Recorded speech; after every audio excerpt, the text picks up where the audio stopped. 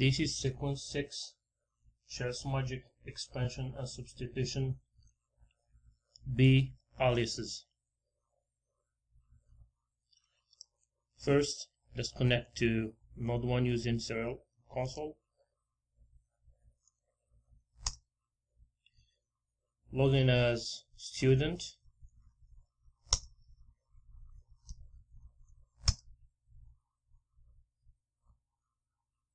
And then let's get started with the aliases. Aliases is a mechanism used by the shell, the bash shell, to permit the user to define pseudo commands.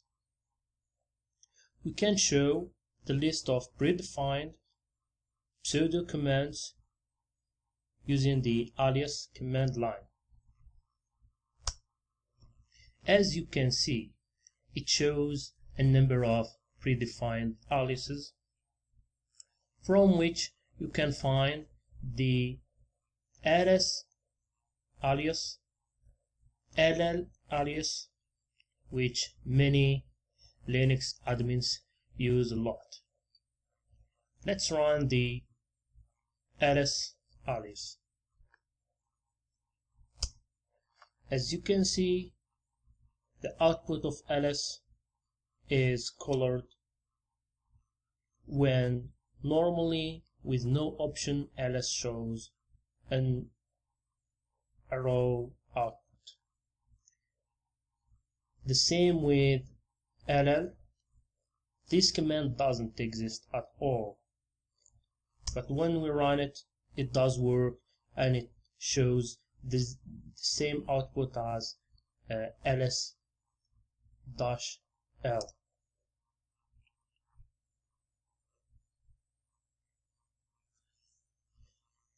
To show how it works, let's define our own alias. Let's call it hello, and this alias will execute echo hello student. Now we have a new command called hello. When we run this command, it will show hello student because simply hello is replaced by the shell before he runs the command line by echo hello student. We can show what the shell is actually doing this way. So let's do hello, which will show normally hello student, and my name is Bob, and then press enter.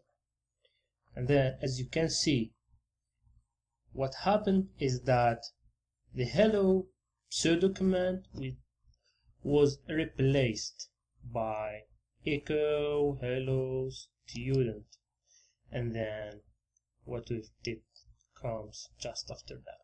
So everything becomes argument of echo command.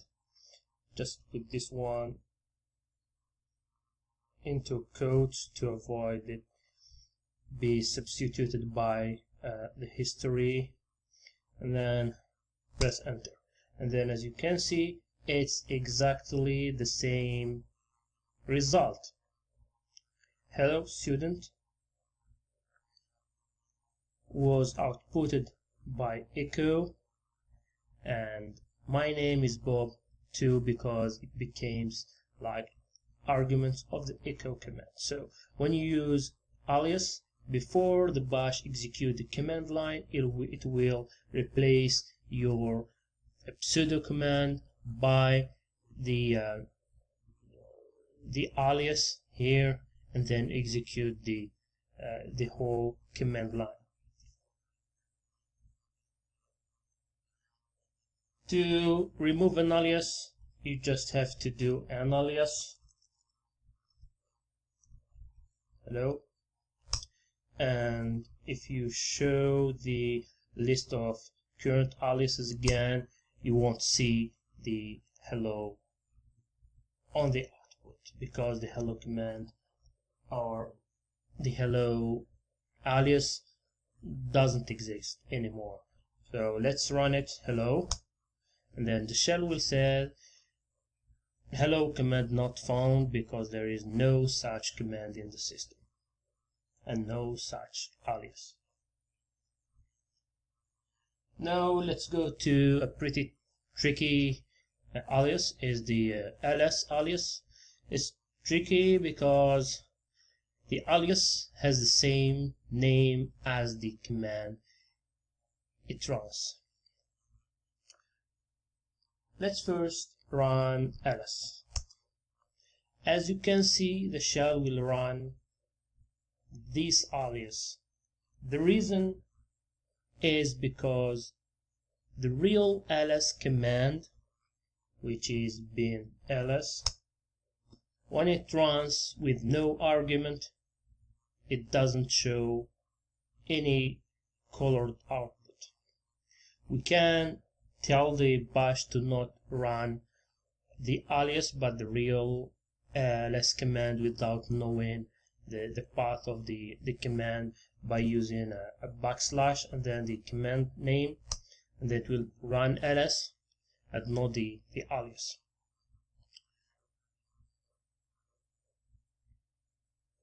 So how can we explain that? It's pretty simple. When you run ls, the shell will substitute ls with ls -- color equal auto. So if you run this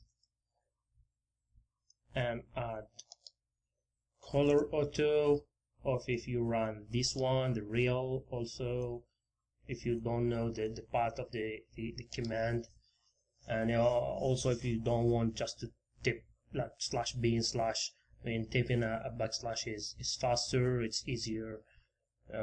It will just show the colored output.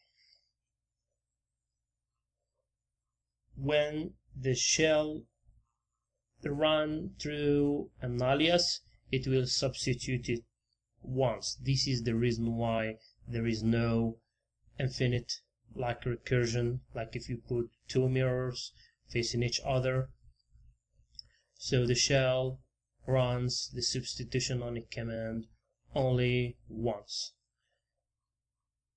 and then we can define any other, like if we want to do, for example, let's say